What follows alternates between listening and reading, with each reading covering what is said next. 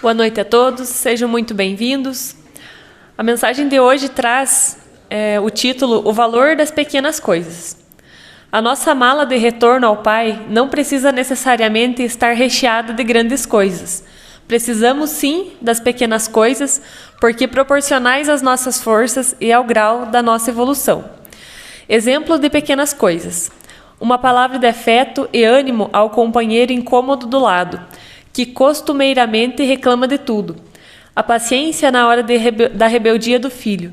O silêncio no momento do desentendimento, sobretudo em família. Ser pontual naquilo a que for chamado a desempenhar. A disciplina de vida, de hábitos, de compromissos. Lembrem-se das pequenas coisas. A casa se faz grande a partir de pequenos tijolos. A solidez, a segurança, a garantia, a estabilidade, a durabilidade dela dependem exatamente das pequenas pedras coesas, dos tijolos e da massa entre eles. O caminho de retorno ao Pai é semelhante ao fenômeno da casa. Cada dia, cada momento, por menor que seja, é uma sagrada oportunidade de demonstrar nosso espírito cristão, nossa coerência com os princípios nos quais acreditamos. Nossas conquistas no período encarnado marcam indelevelmente nossos espíritos de beleza e iluminação, que só daqui, do outro lado da vida, podemos avaliar em toda a sua extensão.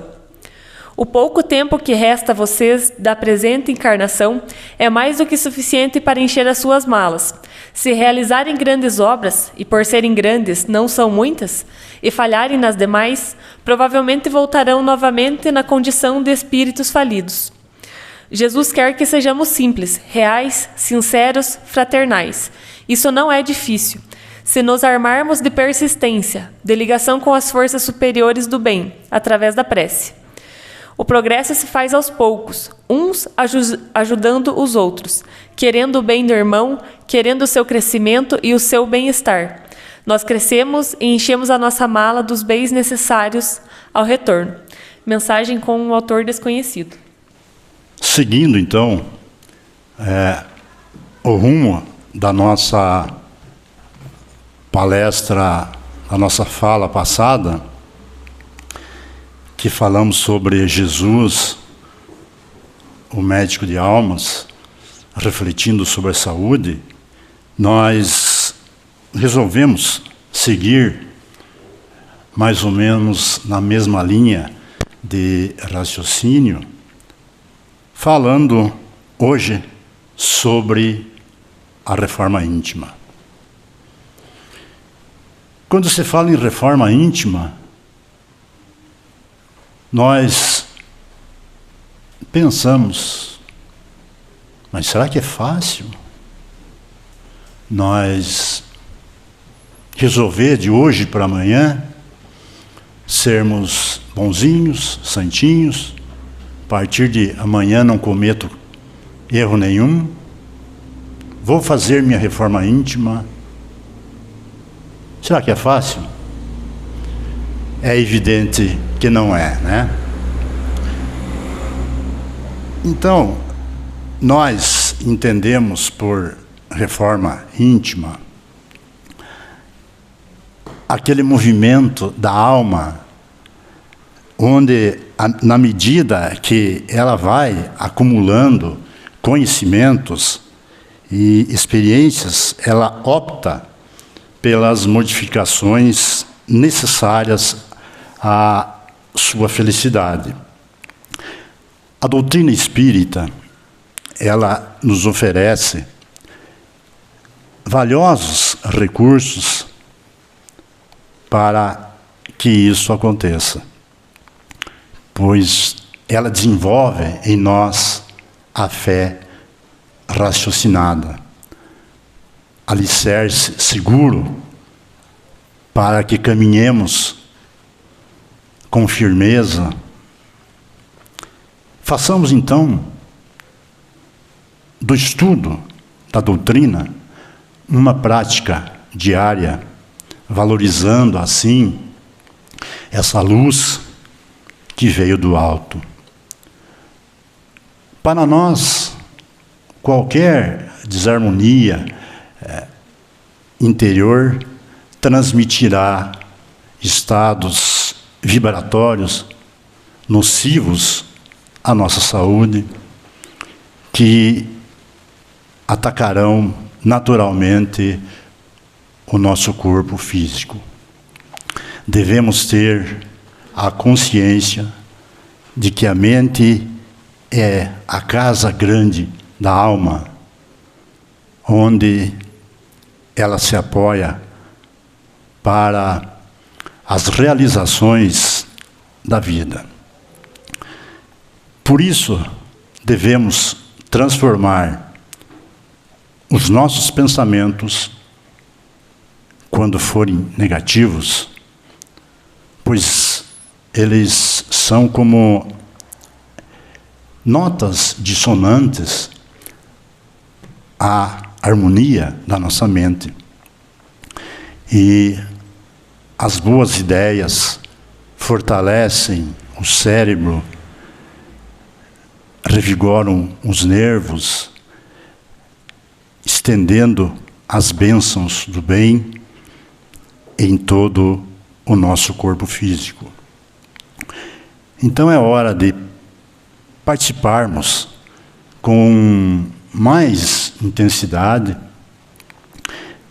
da nossa evolução mental, procurando nesta prática a nossa saúde integral. Quando somos atacados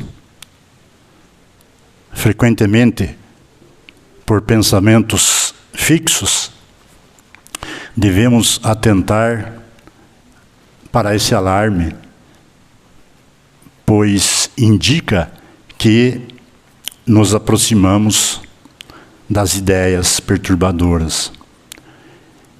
E essa situação nos tira o sorriso espontâneo, a convivência saudável com os nossos semelhantes, inutiliza os bons sentimentos e cria dúvidas acerca da felicidade. A cura se processa com o tempo aliado à nossa fé. Podemos ver que não compensa uma mente negativa.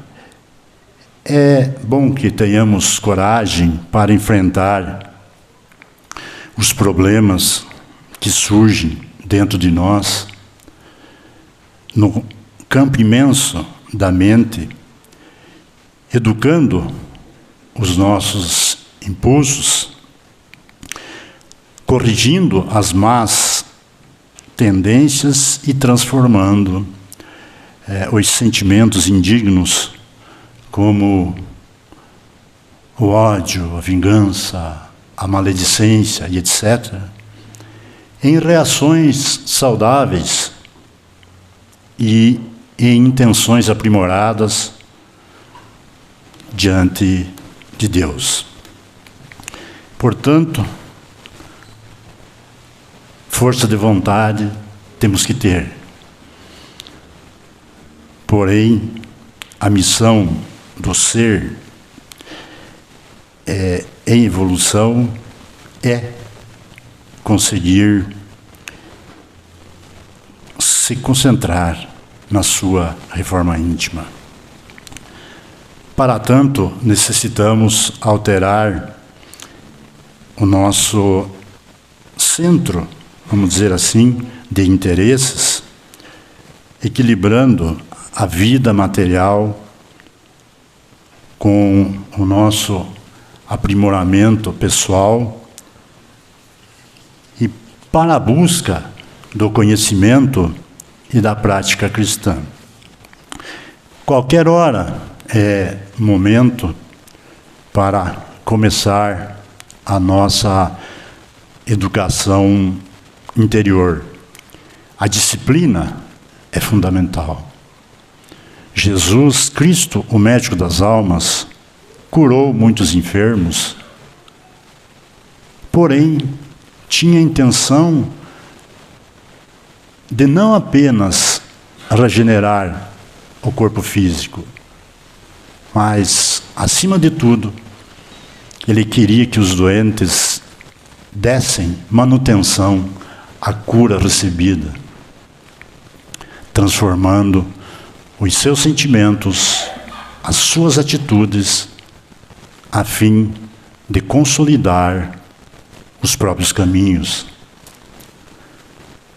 Cristo convoca todos nós a se integrar nesse ministério de luz e esclarecimento para que se edifique o conceito da cura real e definitiva. Quando entendermos que a cura de nós mesmos está ao alcance das nossas próprias mãos, já estaremos sentindo os primeiros raios de sol da verdade. Somos espíritos imperfeitos, encarnados com o objetivo de evoluir. Cada um de nós se encontra em um momento de buscas e realizações. A visão da espiritualidade maior é bem diferente da nossa, pois eles compreendem as nossas dificuldades muito mais do que nós podemos imaginar. Até porque tem mais clara a visão, da infinita misericórdia de Deus. Vivemos um momento em que devemos despertar essa misericórdia, e é fundamental chamarmos a atenção para a ideia de que a lei de Deus não é punitiva, mas sim educativa. Os fatores básicos para planejar nossa reforma íntima é, então, o combate aos nossos vícios morais. Os espíritos não cansam de nos alertar para que os princípios, os principais vícios a serem combatidos são o orgulho e o egoísmo. O Espiritismo, ele está alicerçado na ideia de que fora da caridade não há salvação. Se juntarmos a essa ideia o ensinamento maior do Mestre: fazei ao próximo o que gostaríeis que fizesse a vós mesmos. Com o entendimento da vida futura, estaremos dando grandes passos para combater o orgulho e o egoísmo e, consequentemente, processando a nossa reforma íntima neste campo. Dessa forma, é natural que, neste processo, ora estejamos sintonizados com vibrações positivas, ora sintonizados com vibrações inferiores, e é exatamente isto o processo de reforma íntima. Podemos lembrar Paulo de Tarso, quando nos falava da luta do homem velho com o homem novo. Então, vemos com naturalidade o envolvimento com espíritos inferiores, obsessores, dentro deste processo. Mas, mesmo assim, a reforma íntima nos permite identificar com mais clareza as influências negativas e dando-nos condições de interferir de uma maneira muito eficaz através do orai e vigiai. Jesus também nos ensinou o perdão, que muitas vezes quebra esse elo que nos liga a esses irmãozinhos infelizes. São muitas as dificuldades de ser persistente na reforma íntima. Ela consiste na modificação de muitas ilusões. É uma viagem que nós fazemos dentro de nós mesmos, e quando isto acontece, passamos a nos conhecer verdadeiramente. Aí passamos então a perceber quantos vícios possuímos. Quanto tempo nós brincamos de nos enganar? Se temos dinheiro, achamos que podemos tudo comprar. Se temos poder, achamos que podemos tudo conquistar. Se temos a beleza física, achamos que podemos satisfazer todos os nossos caprichos. E continuamos profundamente infelizes. Fundamental é nos aceitarmos como somos, ou seja, espíritos que possuem muitos vícios, mas que têm toda a capacidade de superá-los. Nós fomos criados para sermos felizes.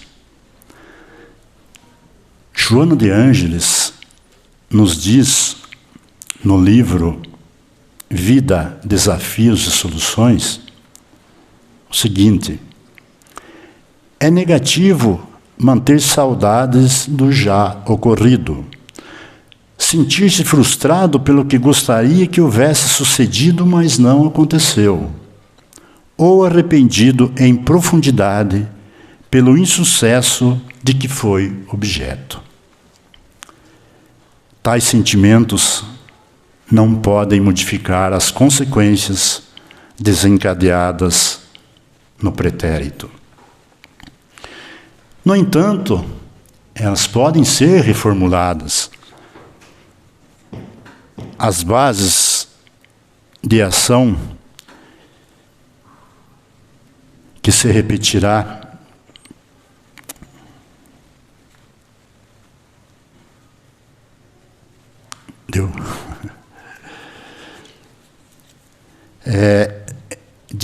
de forma nova, assim modificando os futuros resultados, né?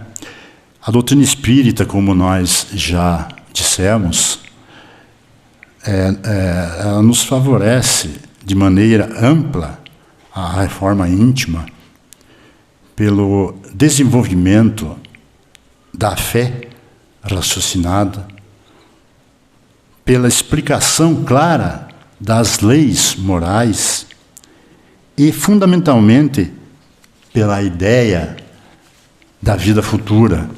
Desta forma, nossos horizontes se alargam, permitindo um entendimento maior das leis de Deus e, consequentemente, da sua prática.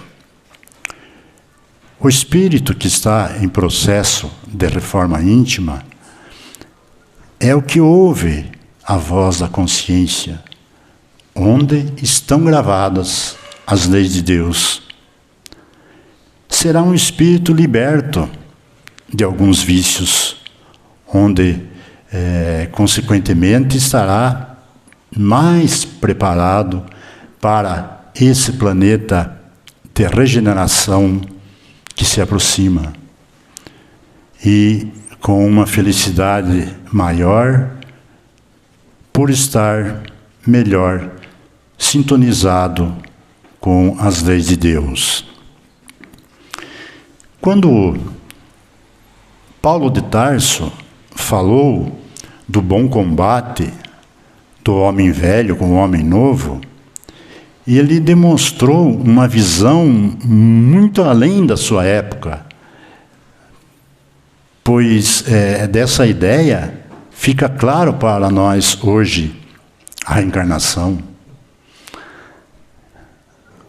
Porque o homem velho é a soma das experiências e o homem novo, um entendimento maior das leis de Deus.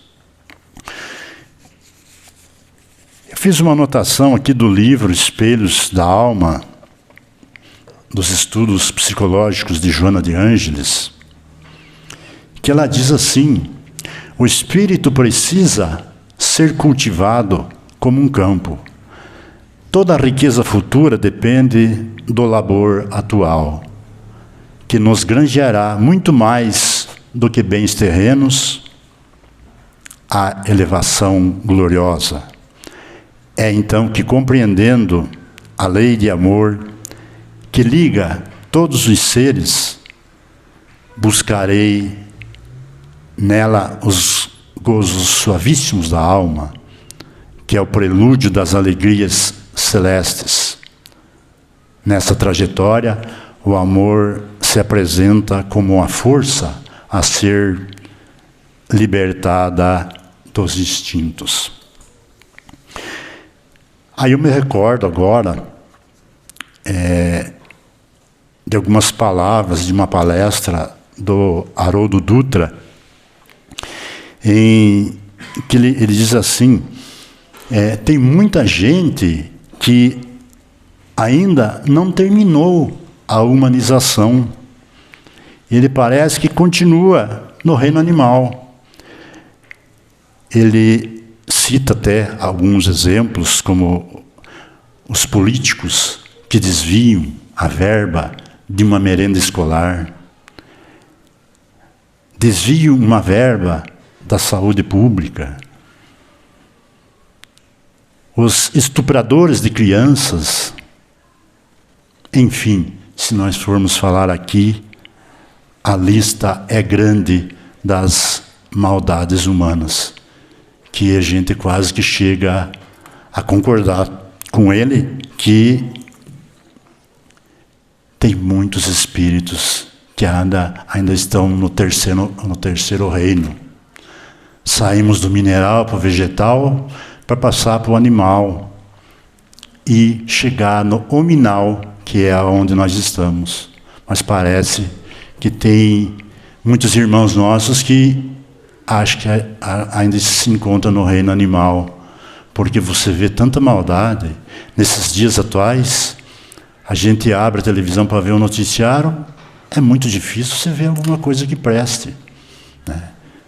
Então o ser humano, vendo a dor, o sofrimento, né?